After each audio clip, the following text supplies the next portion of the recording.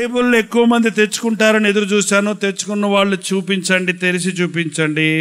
మీ Bible బాగా ఓపండి, ఒకసారి అలా ఓపండి. ఆహాహా, ఎంత బాగుందో ఈ సీన్. దివ్య గ్రంథము, దివ్య గ్రంథము, ఎచటనైన చదివిన సహాయ దొరుకును. కష్టములు వచ్చిన, దుఃఖములు కలిగిన, విడవకుండా చదువుడి దివ్య గ్రంథం. దింపండి.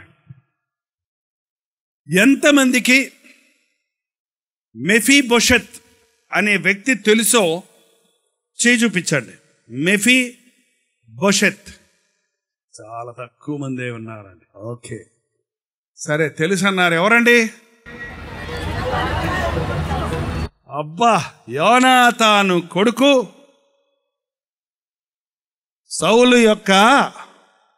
సౌలు రాజు యొక్క మనవడు. ఏంటి ఆయనలోని విశేషత? యుద్ధంలో ఒకేసారి తాత, తండ్రి, మిగిలిన బంధువులందరూ చచ్చిపోయారు. అందరూ ఓడిపోయారు, ప్రాణాలు పోగొట్టుకున్నారు. ఈ కుర్రోడు వయసు ఎప్పుడు? ఎంత?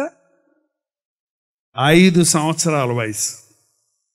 ఆ దాది, ఆ బిడ్డను చూసుకునే దాది, ఆ బిడ్డను ఎలాగన్నా కాపాడాలి శత్రువు చేతుల్లో నుంచని, ఆ బిడ్డను చంపేయకుండా ఉండాలని ఆ బిడ్డను పట్టుకొని పారిపోతుంటే పడిపోయాడు. దారిలో పడిపోతే కాళ్ళు 2 విరిగిపోయినాయి. ఇప్పట్లాగా హాస్పిటల్లో మందులు, ప్లాస్టిక్ కట్లు, పుత్తూరు కట్లు, ఏంటంటే పిండి కట్లు లేవు కదా అప్పుడు. అందులో అతడు సౌలు మనవడు, సౌలు వంశానికి చెందినవాడంటే ఎవడో ఒకడు పొడి చేస్తాడు అసలే.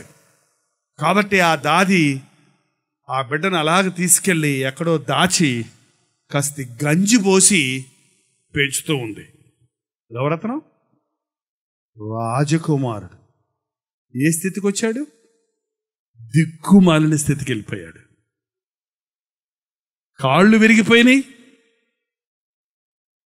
రాజరికం పోయింది, రాజ వైభవంతో ఉన్న ఆ కుమారుడు, బంగారు బొమ్మలతో ఆడుకున్న ఆ బిడ్డ మట్టి కొండల్లో అన్నం తింటూ మూలబడిపోయి ఉన్నాడు. ఎవరు అతన్ని పట్టించుకోవాలా, ఎవరికి అతను తెలియదు. ఈ రోజున చాలా మంది అటువంటి పరిస్థితుల్లో ఉన్నారండి. ఈ మెఫీబోషెత్తు ఏదన్నా పాపం చేశాడా? 5 సంవత్సరాల పిల్లోడు ఏం పాపం చేస్తాడండి? కానీ పితరుల దోషం అతని మీదకి వచ్చింది. తల్లిదండ్రులారా, మీరు మీ బిడ్డలకి దోషాన్ని మూటగట్టిస్తారా? శాపాన్ని మూటగట్టిస్తారా?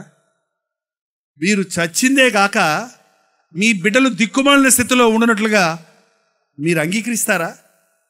ఎంతమంది ఈ రోజున పెళ్ళైన తర్వాత కూడా, బిడ్డలు పెట్టిన తర్వాత కూడా తమ జీవితాలను మార్చుకోవడం లేదు, తమ బ్రతుకులను సరి చేసుకోవడం లేదు. ఎంతమంది త్రాగుడుకు బానిసలుగా ఉంటున్నారు? త్రాగుబోతులారా, మీకు శ్రమ. ఎవరికి శ్రమ? ఎవరికి దుఃఖము? ఎవరికి హేతువు లేని గాయములు? కలిపిన సారాయిని త్రాగువాడికే కదా అని సామెతల గ్రంథం 23వ అధ్యాయంలో ఉందండి. శ్రమ, దుఃఖం, బాధలు. నా దగ్గరికి ప్రార్థనకు వచ్చిన వాళ్ళు చాలామంది, మా నాన్న తాగుతాడండి, మా నాన్న కోసం ప్రార్థన చేయండి. మా అమ్మ నాన్న జగడబాడుకుంటా ఉంటారండి, ఎప్పుడు చూసినా మా అమ్మ నాన్న కోసం ప్రార్థన చేయండి. మా నాయన మా అమ్మను వదిలేసి పరాయి వ్యక్తితో జీవిస్తున్నాడయ్యా, మా నాన్న తిరిగి వచ్చేటట్టు ప్రార్థన చేయండి. తల్లిదండ్రులారా, మీ బిడ్డల మీదకు మీ పాపం రాకుండా మీరు ప్రార్థన చేయండి. మీ పాపమును ఒప్పుకున్నప్పుడు ఆ పాపము సిలువ కొట్టబడద్దండి. సిలువ కొట్టబడిన పాపం తిరిగి ఎవరి మీదకి, నీ మీదకి రాదు, నీ బిడ్డల మీదకి రాదు. తెలుసండి? మీకు అర్థమైందా? మన పాపములను మనము ఒప్పుకొనిన ఎడల ఆయన నమ్మదగిన వాడు, నీతిమంతుడు గనుక మన సకల దుర్నీతి నుండి ఆయన మనలను పరిశుద్ధులుగా చేస్తాడు.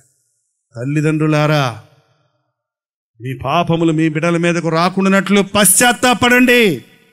తల్లిపోయిన తర్వాత కూడా నీకు ఇంకా బుద్ధి రాదా, సిగ్గురేదా? సంటి బిడ్డకు పాలు ఇస్తూ హామ అరుస్తుందంట, బిడ్డ పాలు తాగుతూ ఉన్నప్పుడు రక్తం వచ్చేస్తుందటండి. రక్తం వచ్చేస్తుంది, ఆ బిడ్డ రక్తం తాగేస్తుంది.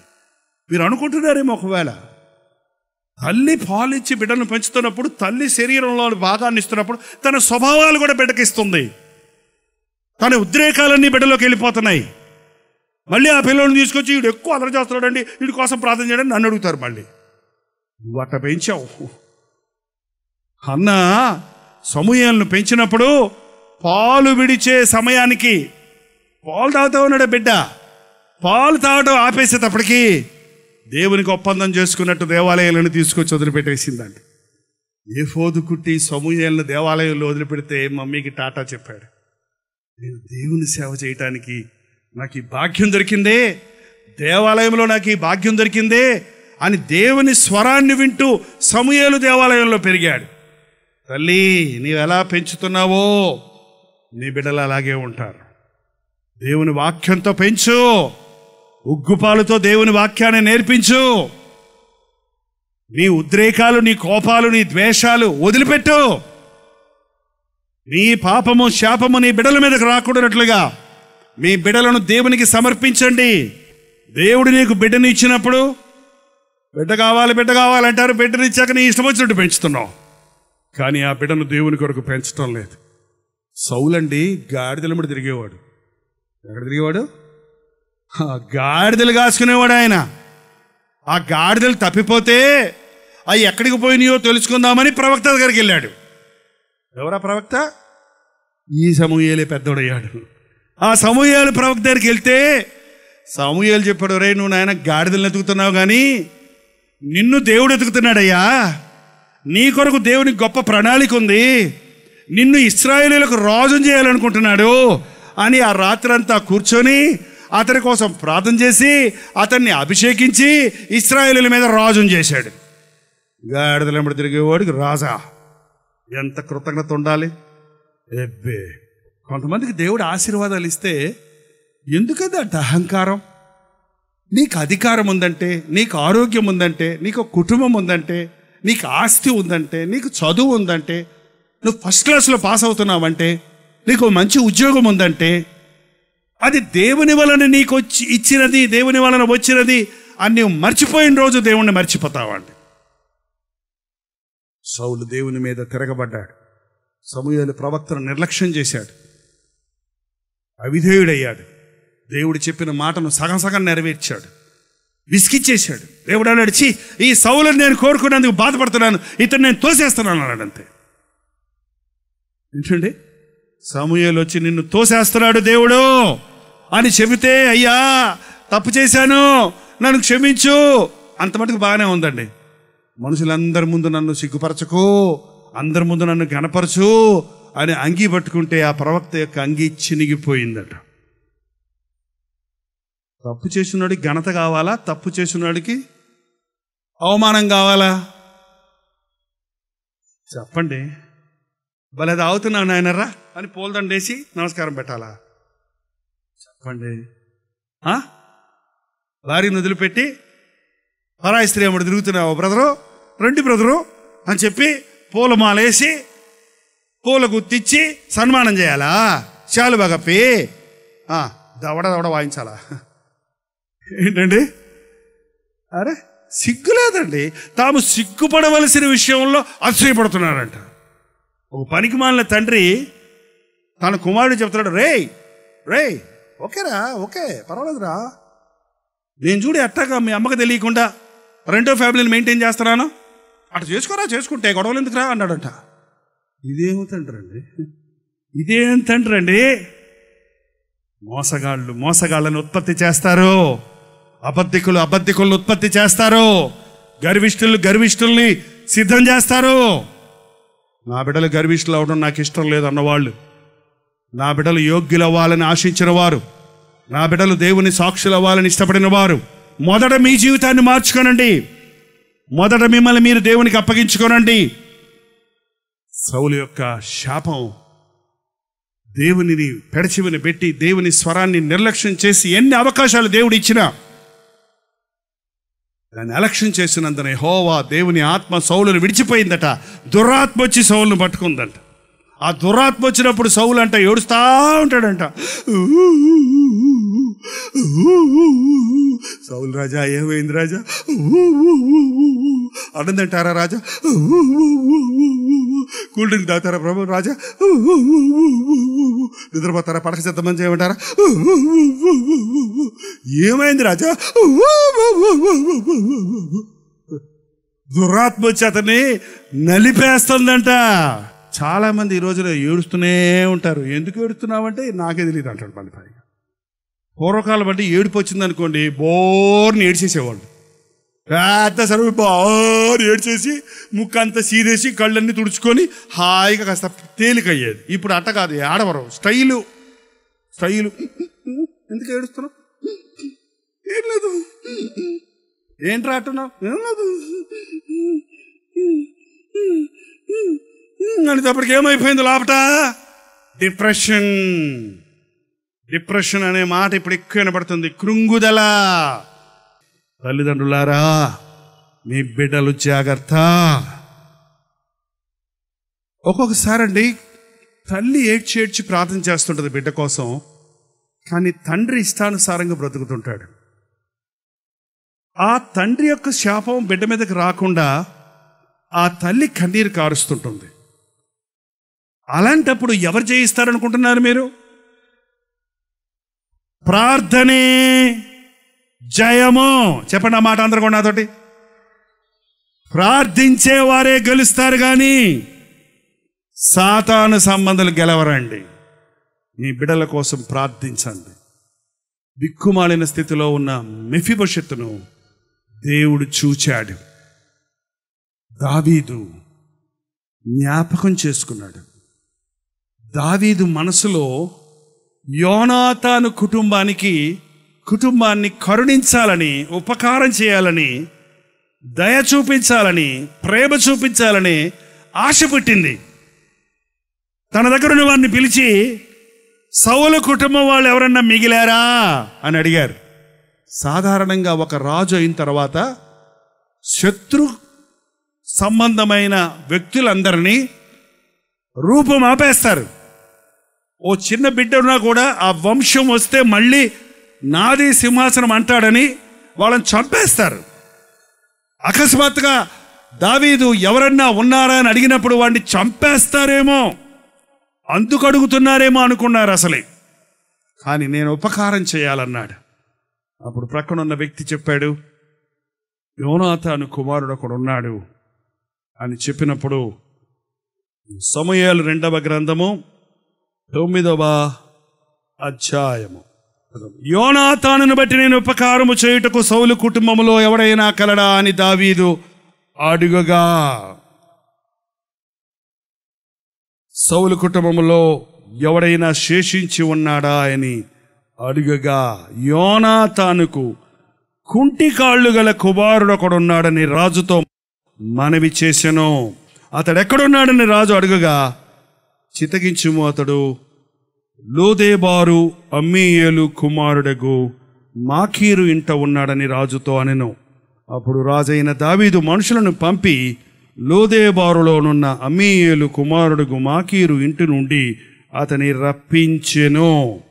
సౌలు కుమారుడైన యోనాతానుకు పుట్టిన మెఫీబోషెతు దావీదునద్దకు వచ్చి సాష్టాంగ నమస్కారము చేయగా, దావీదు మెఫీబోషెతు అని అతన్ని పిలిచినప్పుడు అతడు చిత్తము, నీ దాసుడనై ఉన్నానెను. అందుకు దావీదు, నీవు భయపడవద్దు, నీ తండ్రి అయిన యోనాతాను నిమిత్తము నిజముగా నేను నీకు ఉపకారము చేసి నీ పితరుడైన సౌలు భూమి అంతయు నీకు మరల ఇప్పింతును. మరియు నీవు సదాకాలము నా బల్ల యొద్దనే భోజనము చేయుదువని సెలవిచ్చెను. మెఫీబోషెతును రప్పించినప్పుడు దావీదు అంటున్నాడు, మెఫీబోషెతు భయపడకు. మెఫీబోషెతు వణిగిపోతుండుంటాడు. రమ్మన్నాడు దావీదు అని అడిగితే ఎందుకు రమ్మన్నాడు అనుకుంటాడు? చంపేయటానికి. ఎందుకంటే శత్రువు కుమారుణ్ణి నేను. కానీ దావీదు అంటున్నాడు, భయపడకు మెఫీబోషెతు, ఇక నుండి నీవు దిగులు పడద్దు. ఎక్కడుంటావు నువ్వు? నీకు రావలసిన ఆస్తంతా, నీ తండ్రి సొత్తంతా నీకు ఇస్తా. ఎంత ఇస్తాడంట? తండ్రి సొత్తు అంతా నీకు ఇస్తా. ఏంటంటే ఒక క్రైస్తవుడికి ఏమి ఇస్తారా? ప్రభు 10 రూపాయలు ఇవా, ప్రభు 5 రూపాయలు ఇవా అని అడుగుతారు. ఏంటంటే యేసు ప్రభు దగ్గరికి వెళ్ళి చమకబారు థింగ్స్ అడుగుతారు. ఏంటండి? ఆయన దర్జాకు తగినట్టుగా ఆయన మనుష్యులు ఇవ్వలేని, మనం కష్టపడి సంపాదించుకోలేని ఆశీర్వాదాలు ఇచ్చే ప్రభు మనకు ఉండగా చిన్న చిన్న విషయాలు అడుక్కుంటున్నాం మనం దేవుని దగ్గర. లేదు మెఫీబోషెతు, నీకు సొత్తు అంత ఇస్తున్నాను, అంతేకాదు నీవు సదాకాలము నా భోజనం బల్ల దగ్గర భోజనం చేస్తావు. భోజనం బల్ల దగ్గర భోజనం కలిసి భోంచేసేవాడు ఎవడనమాట అండి? రాజకుటుంబానికి చెందినవాడు. యేసు ప్రభు అదే మాటలు మనతో చెప్తున్నాడు. ఇప్పటికే నీ జీవితాన్ని పాడు చేసుకున్నావేమో. ఒకవేళ మీ నాన్న తాగి చచ్చిపోయాడు, నేను దిక్కులేని స్థితిలో ఉన్నానని దిగులు పడుతున్నావేమో. నా భర్త నన్ను విడిచిపోయాడు, నా దిక్కు లేదుగా, నా గతి లేదు, ఈ మూలబడి కుమిలిపోయి ఏడుస్తున్నానని దిగులు చెందుతున్నావేమో. ఈ రాత్రి నిన్ను ఇక్కడికి పిలిపించాడు. ఈ మీటింగులు కాదు నిన్ను పిలిచింది, నేను కాదు నిన్ను మిమ్మల్ని పిలిచింది. దేవుడు నిన్ను పిలిచాడు, దీవించాలని పిలిచాడు. నువ్వు పోగొట్టుకున్నవని నీకు తిరిగి ఇవ్వాలని పిలుస్తున్నాడు. భయపడకు, నీ పాపములు నేను భరించాను, నీ శాపాన్ని నేను భరించాను, నిన్ను స్వస్థపరిచే యెహోవాను నేనే, నీ భారాలు భరించే దేవుడని నేనే. నువ్వు నాకు ద్రోహం చేశావు, నువ్వు నా మీద తిరగబడ్డావు, నువ్వు నన్ను నమ్ముకోలేదు, కానీ నిన్ను ప్రేమిస్తున్నాను, కానీ నా కృప నీకు చూపిస్తున్నాను. యేసయ్య కృప అండి. ఈరోజు అదే అంశం అండి. యేసయ్య కృప ఎంత గొప్పదంటే, అసలు కృప అంటే ఏంటో ఎంతమందికి తెలియదో చేయొద్దండి. పోనీ ఎంతమందికి తెలుసో చేయొద్దండి. ఏంటది? ఏంటో చెప్పండి చూద్దాం, ఒక మాట చెప్పండి అమ్మా. ప్రేమ అంటే కృప, కృప అంటే ప్రేమ. నెపోలియన్ చక్రవర్తి దగ్గరికి ఒక తల్లి వెళ్ళిందట. అయ్యా, నా కుమారుడు క్షమించండి అయ్యా, ఉరిశిక్ష చేశారంట, నా కుమారుని క్షమించండి అయ్యా అంటే నెపోలియన్ అన్నాడు, అమ్మా చాలాసార్లు క్షమించాను, ఇక క్షమిస్తానికి లేదు, చాలాసార్లు క్షమించాను, ఇక కుదరదు. అయ్యా అయ్యా అయ్యా అయ్యా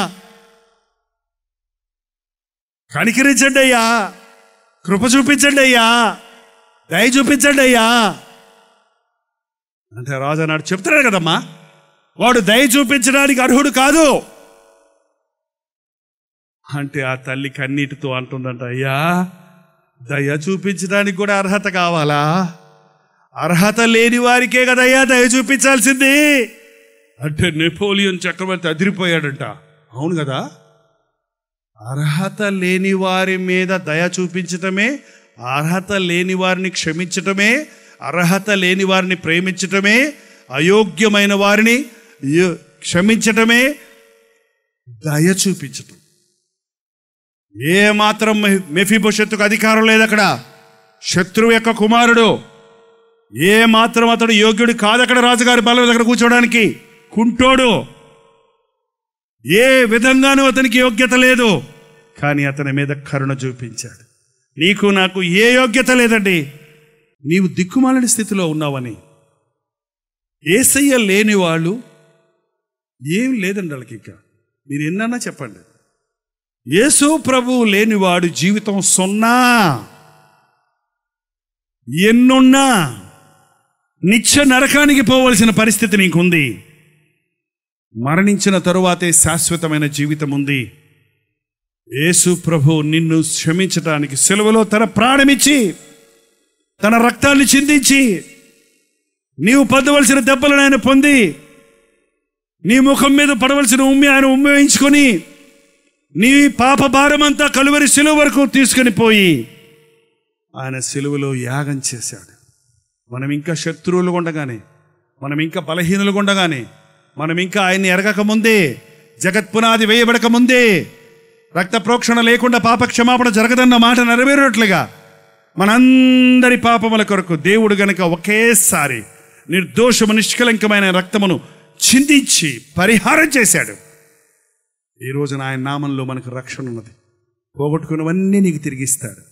మెఫీబోషెత్తు భయపడకు, నీవన్నీ నీకు ఇస్తానయ్యా, నీవెప్పుడు నాతో ఉంటావయ్యా, ఎప్పుడు నా భోజనం బల్ల మీద ఉంటావయ్యా. అదే మాటలు ఈ రోజు నా చెప్తున్నాడు యేసు ప్రభు.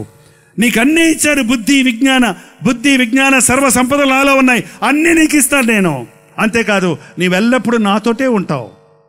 ఈ లోకంలోనే కాదు, ఈ లోకం విడిచిన తర్వాత కూడా నా రాజ్య వారసుడుగా యుగ యుగాలు తరతరాలు నాతోటే ఉంటావు అని ప్రభు నిన్ను పిలిచి నీకు చెప్తున్నాడు. చిత్తము నీ దాసుడను అని నువ్వు చెప్పగలిగితే, అవును ప్రభా నేను ద్రోహిని, అవును ప్రభా నేను పాపిని, అవును ప్రభా నేను నా బ్రతుకును పాడు చేసుకుంటున్నాను, అవును ప్రభా నా జీవితంలో నీకు స్థానం ఇవ్వలేదు, అవును ప్రభా నేను ఈ లోకాన్ని నమ్మి అన్నీ పోగొట్టుకున్నాను, ఆరోగ్యం పోయింది, ఆస్తి పోయింది, కుటుంబం విచ్ఛిన్నమైపోయింది, నాకు ఇంక దిక్కు లేదనుకున్నాను, నా పరిస్థితి ఇంతే అనుకున్నాను, నన్ను కూడా ప్రేమిస్తావా, నన్ను కూడా శిక్షించకుండా కృప చూపిస్తావా అని రాత్రి ప్రభు దగ్గర నువ్వు చెప్పగలిగితే దేవుడు ఒక అద్భుతాన్ని జరిగిస్తాడు. ఈ రోజు నుంచి మన జీవితాలు మార్చుకొని మన కొరకు కాక మన కొరకు మరణించిన మన ప్రభు కొరకు బ్రతుకుదామా? యేసయ్యా, యోగ్యత లేని నాకు ఇంత గొప్ప అధికారం ఆధిక్యత ఇచ్చావా, నన్నింతగా ప్రేమించావా, ఈ రోజు నుండి నీ సాక్షిగా నీ దగ్గరే ఉంటా, నీతోటే బ్రతుకుతా, నీ సాక్షిగా బ్రతుకుతా అని ఒప్పందం చేసుకుందామా? దయచేసి కళ్ళు మూసుకొని ప్రార్థన చేద్దాం. కాళ్ళు నొప్పులు, కీళ్ళు నొప్పులు అంటున్నావా? కాళ్ళే పోగొట్టుకుని మెఫీబోషెతును దేవుడు ప్రేమించాడు, నిన్ను ఆయన ప్రేమిస్తున్నాడు. దిక్కుమాలిన స్థితిలో ఉన్నాను, అమ్మ లేదు, నాయన లేదు అన్న స్థితిలో నీవు ఉన్నావా? నిన్ను తల్లిదండ్రులు విడిచినా విడువని దేవుడు ఉన్నాడు. నీ పాపములు నీ బిడ్డల మీదకు రాకుండా తల్లి తండ్రి నోరు తెరిచి ప్రార్థన చేయండి. నీ శాపమంతా సిలువలో కొట్టివేయబడిందని నమ్మండి. నీ పాపాలకు పరిహారం కలువరి సిలువలో యేసు ప్రభు ఏనాడో చేశాడు అని విశ్వసించండి. ఆయన సిలువ చెంతకు వస్తే నీకు క్షమాపణ ఉంది. మన రెండు చేతులు పైకెత్తి, నాకు నీ సహాయం కావాలయ్యా, నాకు నీ కృప కావాలి నాయనా, నేను కనికరించబడడానికి యోగ్యుణ్ణి కాదయ్యా, యోగ్యత లేని నన్ను ప్రేమించిన యేసయ్యా నీకు వందనాలని ప్రభుతో చెబుదాం. పరిశుద్ధుడా, ప్రేమగల తండ్రి, ఒక్కసారి మమ్మల్ని చూడు నాయన. ఏ గుండెల్లో నుంచి ఏ మూలుగు వినబడుతుందో, ఏ పెదవులు విప్పి ఎవరు తమ స్థితిని ఒప్పుకుంటున్నారో, ఏ హృదయాలను తెరిచి నీ సన్నిధిలో నిన్ను ఆహ్వానించుకుంటున్నారో వారి పట్ల నీ అద్భుతాలను జరిగించుము నాయన. ఉన్నవాడను అన్నవాడిగా ఉన్న యేసయ్యా మా గుండెల్లోనికి రాయ్యా. పాపాలతో పాడైపోతున్న మా బ్రతుకుల్ని మార్చయ్యా. శాపాలకు గురై నడవలేని పరిస్థితుల్లో, కదలేని పరిస్థితుల్లో, ఏమి చేయలేని పరిస్థితుల్లో కూలిపోయిన మమ్మల్ని లేవనెత్తే యేసయ్యా. నీతో పాటు కూర్చుండే భాగ్యాన్ని మాకు దయచేయి నాయనా. ఇది మొదలుకొని నేను మిమ్మల్ని ఆశీర్వదించదును అన్న మాట ఈ ఆవరణలో ఉన్న వారందరి పట్ల నెరవేర్చుము నాయన. ఈ ఒక్కరిని విడిచిపెట్టొద్దయ్యా. మెఫీబోషెతు వలె మేము అనేకులము దిక్కుమాలిన స్థితిలో ఉన్నాము, శత్రువులుగా మిగిలి ఉన్నాము, బలహీనులుగా మిగిలి ఉన్నాము, దరిద్రులమైపోయి ఉన్నాము. తండ్రి, మమ్మల్ని ప్రేమించి ఆ యేసుక్రీస్తు సిలువను బట్టి మమ్మల్ని క్షమించాలని ఈ ఆవరణలో సభ కూర్చుకున్నందుకు వందనములయ్యా. తండ్రి, నీకు వందనములు నాయన. నీ కుమారుడి బలిగా మా కొరకు ఇచ్చినందుకు వందనములు తండ్రి. యేసయ్యా, నీకు వందనములయ్యా. మా కొరకు నీవు నలుగగొట్టబడి మా శాపాన్ని కొట్టివేసినందుకు వందనములయ్యా. నీవు పొందిన దెబ్బల ద్వారా మాకు స్వస్థత కలిగినట్లు కొరడాలతో కొట్టబడి ప్రాణాన్ని బలిగా ఇచ్చినందుకు వందనములు తండ్రి. ఇంతగా ప్రేమించిన యేసయ్యను మేము విసిగించు వారిగా కాక, ఇంత గొప్ప ప్రేమను వెల్లడి చేసిన ఈ సిలువను మేము చులకన చేయవారిగా కాక, నీ పాదాల మీద పడి నీ దాసుడను సెలవిమ్ము అని చెప్పడానికి సహాయం చేయి నాయన. ఎవరెవరి బాధలేవో, ఎవరెవరి కష్టాలేవో, ఎవరెవరి సమస్యలేవో నీవు చూస్తున్నావు గనుక ఈ రాత్రి నీ గాయపడిన హస్తమును చాపి ప్రతి పాపిని నజరేయుడైన యేసుక్రీస్తు నామములో విడుదల చేయుచున్నాము. ప్రతి తాగుబోతును ఈ రాత్రి వారికి చివరి రాత్రిగా మరి ఎన్నడూ మద్యము ముట్టకుండానట్లు ఒక అద్భుతాన్ని జరిగించము తండ్రి. బిడ్డల ఒడిలో పాపం లేస్తున్న తల్లిదండ్రులు ఇప్పుడే ఇక్కడే పశ్చాత్తాపడి నూతన వ్యక్తులుగా మార్చి వారి బిడ్డల కొరకు ప్రార్థించే తల్లిదండ్రులుగా చేయి నాయనా. ఈ కార్యక్రమాన్ని వీక్షిస్తున్న వారి హృదయాలలో కూడా ఎక్కడెక్కడ ఈ ప్రార్థన వినబడుతుందో, ఎంతమంది ఈ ప్రార్థనలో ఏకీభవిస్తున్నారో వారందరూ నీ పరిశుద్ధాత్మ తాకుడును అనుభవించడానికి సహాయం చేయము. ఈ రాత్రి నా యేసయ్య నన్ను దర్శించాడు, నా యేసయ్య నన్ను ఆదరించాడు, నా ప్రభువు నన్ను క్షమించాడు, నా భవిష్యత్తు ఏమైపోతుందో అన్న అయోమయ పరిస్థితుల్లో ఉన్న నాకు ఒక గొప్ప నిరీక్షణ చూపించాడు అన్న ధైర్యంతో, విశ్వాసముతో, వాగ్దానముతో, ఆశీర్వాదముతో, విడుదలతో, సంతోష సమాధానాలతో తిరిగి వెళ్ళినట్లు నీ కృపను కుమరించుమని యేసు క్రీస్తు నామంలో అడుగుచున్నాము తండ్రి.